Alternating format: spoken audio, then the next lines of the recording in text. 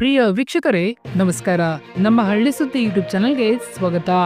PM Kisan Samman ನಿಧಿ ಯೋಜನೆಯ 19ನೇ ಕಂತಿನ ದಿನಾಂಕ ನಿಗದಿಯಾಗಿದೆ. ಹೌದು, ಪಿಎಂ ಕಿಸಾನ್ ಸನ್ಮಾನ್ ನಿಧಿ ಯೋಜನೆಯ 19ನೇ ಕಂತಿನ ಹಣ ಯಾವಾಗ ಜಮಾ ಆಗಲಿದೆ ಇಲ್ಲಿ ತಿಳಿಸ್ಕೊಡ್ತಾ ಹೋಗ್ತೀವಿ. ದಯವಿಟ್ಟು ಸ್ಕಿಪ್ ಮಾಡದೆ ನಮ್ಮ ವಿಡಿಯೋನ ಸಂಪೂರ್ಣವಾಗಿ ನೋಡಿ. ಹಾಗೆ ನೀವು ನಮ್ಮ ಚಾನಲ್ ಅನ್ನ ಸಬ್ಸ್ಕ್ರೈಬ್ ಆಗಿಲ್ಲ ಅಂತಂದ್ರೆ ಈ ಕೂಡಲೇ ಸಬ್ಸ್ಕ್ರೈಬ್ ಆಗಿ, ಹಾಗೆ ಬೆಲ್ ಐಕನ್ ಕ್ಲಿಕ್ ಮಾಡಿ ಆಲ್ ಅಂತ ಸೆಲೆಕ್ಟ್ ಮಾಡಿ. ರೈತರಿಗೆ ಗುಡ್ ನ್ಯೂಸ್ ಇಲ್ಲಿದೆ. ಹೌದು, ಪಿಎಂ ಕಿಸಾನ್ ಹಣ ಯಾವಾಗ ಜಮಾ ಆಗುತ್ತದೆ ಎಂಬ ಪ್ರಶ್ನೆಗೆ ಇಲ್ಲಿದೆ ಉತ್ತರ. ಹೌದು, ಇದೇ ಫೆಬ್ರವರಿ 24ರಂದು ದೇಶದ ರೈತರ ಖಾತೆಗೆ ಏಕಕಾಲದಲ್ಲಿ ಪಿಎಂ ಕಿಸಾನ್ 19ನೇ ಕಂತಿನ ಹಣವನ್ನ ಜಮಾ ಮಾಡಲಾಗುವುದು. ಯಾವ ರಾಜ್ಯದಲ್ಲಿ ಹಣ ಬಿಡುಗಡೆ ಮಾಡಲಾಗುವುದು, ಎಲ್ಲಿಂದ ಹಣ ಬಿಡುಗಡೆ ಮಾಡಲಾಗುವುದು ಎಂಬ ಮಾಹಿತಿ ಇಲ್ಲಿದೆ. ಪ್ರಧಾನಮಂತ್ರಿ ಕಿಸಾನ್ ಸನ್ಮಾನ್ ನಿಧಿ ಯೋಜನೆ ಅಡಿ 19ನೇ ಕಂತಿನ 20,000 ಕೋಟಿ ರೂಪಾಯಿಗಳನ್ನ ಪ್ರಧಾನಿ ನರೇಂದ್ರ ಮೋದಿ ಅವರು ಫೆಬ್ರವರಿ 24ರಂದು ಬಿಡುಗಡೆ ಮಾಡಲಿದ್ದಾರೆ. ಬಿಹಾರ ರಾಜ್ಯದ ಬಾಗಲ್ಪುರ್ ಜಿಲ್ಲೆಯಲ್ಲಿ ಹಮ್ಮಿಕೊಂಡ ಕಾರ್ಯಕ್ರಮದಲ್ಲಿ ಏಕಕಾಲಕ್ಕೆ ರೈತರ ಖಾತೆಗೆ ಹಣ ಜಮೆ ಮಾಡಲಾಗುವುದು. ದೇಶದ 9.4 ಕೋಟಿಗೂ ಹೆಚ್ಚು ರೈತರಿಗೆ ಈ ಯೋಜನೆ ಅಡಿ ಸೌಲಭ್ಯ ಸಿಗಲಿದೆ. ಫಲಾನುಭವಿಗಳ ಖಾತೆಗೆ ನೇರ ನಗದು ವರ್ಗಾವಣೆ ಮೂಲಕ ಈ ಹಣ ಜಮೆ ಮಾಡಲಾಗುವುದು. 2019 ಫೆಬ್ರವರಿಯಲ್ಲಿ ಕೇಂದ್ರ ಸರ್ಕಾರವು ಪಿಎಂ ಕಿಸಾನ್ ಯೋಜನೆಗೆ ಚಾಲನೆ ನೀಡಿತ್ತು. ವಾರ್ಷಿಕವಾಗಿ 3 ಸಮಾನ ಕಂತುಗಳಲ್ಲಿ ಒಟ್ಟು 6,000 ರೂಪಾಯಿ ಹಣ ರೈತರಿಗೆ ಸಿಗಲಿದೆ.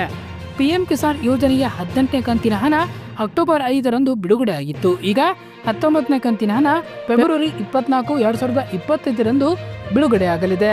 ಹೌದು, ಹಾಗಾದ್ರೆ ಪಿಎಂ ಕಿಸಾನ್ ಸನ್ಮಾನ್ ನಿಧಿ ಯೋಜನೆಯ 19ನೇ ಕಂತಿನ ಹೊಸ ಪಟ್ಟಿಯನ್ನ ಬಿಡುಗಡೆ ಮಾಡಲಾಗಿದೆ. ಹಾಗಾದ್ರೆ ಆ ಪಟ್ಟಿಯಲ್ಲಿ ನಿಮ್ಮ ಹೆಸರನ್ನ ಚೆಕ್ ಮಾಡಿಕೊಳ್ಳುವುದು ಹೇಗೆ? ಅದರ ಲಿಂಕು ನಮ್ಮ ಡಿಸ್ಕ್ರಿಪ್ಷನ್ ಬಾಕ್ಸ್ ಅಲ್ಲಿ ಕೊಟ್ಟಿರ್ತೇವೆ.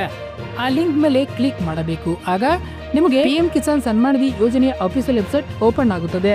ಅಲ್ಲಿ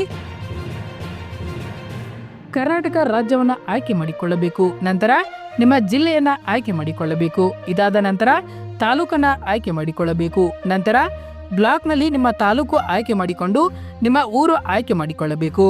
ನಂತರ ಗೆಟ್ ರಿಪೋರ್ಟ್ ಮೇಲೆ ಕ್ಲಿಕ್ ಮಾಡಬೇಕು. ಆಗ ನಿಮ್ಮೂರಿನಲ್ಲಿ ಯಾವ ಯಾವ ರೈತರು ಫಲಾನುಭವಿಗಳಾಗಿದ್ದಾರೆ ಎಂಬ ಪಟ್ಟಿ ಕಾಣಿಸುತ್ತದೆ. ಆ ಪಟ್ಟಿಯಲ್ಲಿ ನಿಮ್ಮ ಹೆಸರು ಇದ್ರೆ ಮಾತ್ರ ನಾಳೆ ಬಿಡುಗಡೆ ಆಗುವ 19ನೇ ಕಂತಿನ ಹಣ ನಿಮ್ಮ ಖಾತೆಗೆ ಜಮಾ ಆಗಲಿದೆ.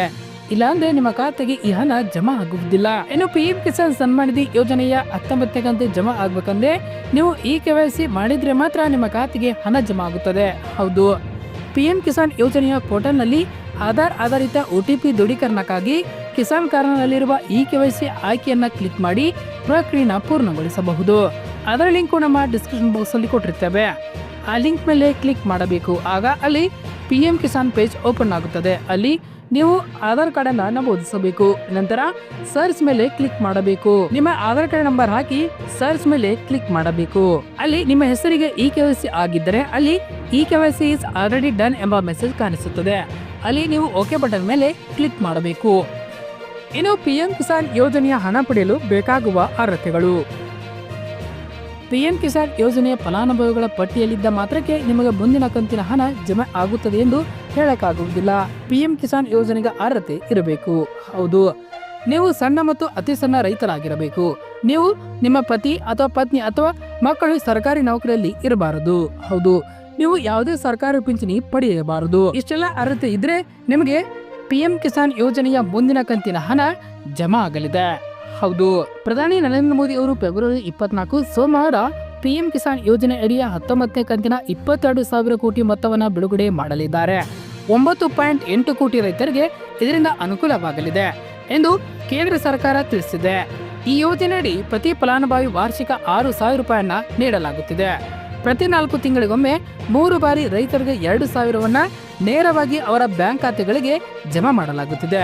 18ನೇ ಕಂತಿನಲ್ಲಿ 9.6 ಕೋಟಿ ಇದ್ದ ಫಲಾನುಭವಿಗಳ ಸಂಖ್ಯೆಯು ಈ ಬಾರಿ ಹೆಚ್ಚಳವಾಗಿದೆ. ಸದ್ಯ ಬಿಡುಗಡೆ ಆಗಿರುವ ಮೊತ್ತವು ಸೇರಿದರೆ ಇಲ್ಲಿವರೆಗೆ ಈ ಯೋಜನೆಯಡಿ ಬಿಡುಗಡೆ ಆಗಿರುವ ಮೊತ್ತ 3.68 ಲಕ್ಷ ಕೋಟಿ ಆಗಿದೆ ಎಂದು ತಿಳಿಸಲಾಗಿದೆ. ಧನ್ಯವಾದಗಳು. ಇದೇ ರೀತಿ ಹೆಚ್ಚಿನ ಮಾಹಿತಿಗಾಗಿ ನಮ್ಮ ಹಳ್ಳಿ ಸುದ್ದಿ ಯೂಟ್ಯೂಬ್ ಚಾನಲ್ ಅನ್ನು ಸಬ್ಸ್ಕ್ರೈಬ್ ಆಗಿ. ಧನ್ಯವಾದಗಳು.